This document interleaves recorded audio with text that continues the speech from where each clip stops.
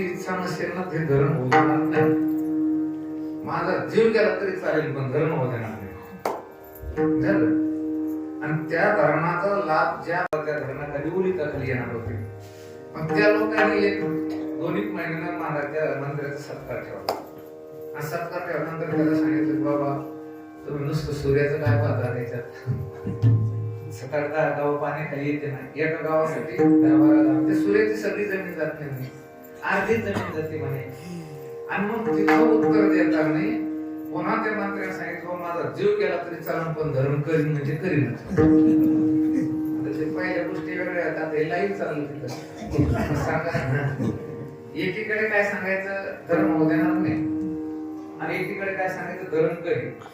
विरोधाभास का संगती येतात तर विरोधाभास. हे आताचे लोक कसे, जे आताचे सगळे लीडर लोक जे आहेत, हे लोक असे आहेत, तुम्हाला काय म्हणतील काय बनवतील काही सांगता येत नाही. म्हणजे ते ज्ञानोबा म्हणतात सगळ्या दुःखाचं मूळ म्हणजे संसार आहे. संसार सुखाचा तरी असे काय करायला लागले, प्रतिज्ञा करायला लागले. आणि संसार सुखाचा केला असं माऊलीने अनुभव सुद्धा सांगितला. आजी संसार सुफळ झाला की माये देखील पाय विठोबाचे. मग कसं सोडवायचं हे पुढंच आहे का आता.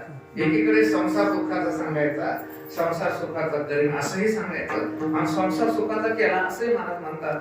पण याचा अर्थ असा की माऊली ज्ञानोबा म्हटले ना, संसार सुखाचा होतो, त्याचा संसार सुखाचा करता येतो.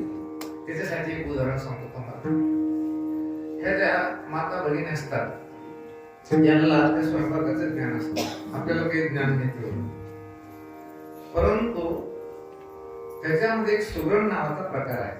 सुगरण म्हणजे एक शब्द आहे, आणि तो कसा आहे, अत्यंत प्रतिकूल परिस्थितीमध्ये चांगल्या प्रकारचा स्वयंपाक ज्या बाईला करता येतो तिचं नाव काय की सुगरण. सुगरण शब्दाचा अर्थ तो आहे की स्वयंपाक शास्त्रामध्ये जी निपुण आहे त्याचं नाव काय की सुगरण.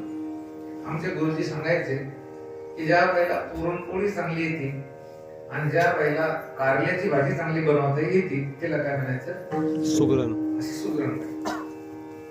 आता ह्या माता भगिनी म्हणते ना, मला काय पुरणपोळी येत नाही का, तर आपल्याकडे पुरणपोळ्याच नाही, पुरणपोळ्या आहे आपल्याकडे. पुरणपोळ्या खायच्या असले तर जळगाव, खानदेश त्या भागामध्ये पुरणपोळ्या म्हणजे ते एक पद्धती आहे. आता तुम्ही बघा, काही काही कारल्याची भाजी इतकी सुंदर करतात किती खावं, आणि काही कडून गोड भोपळं कडू होत.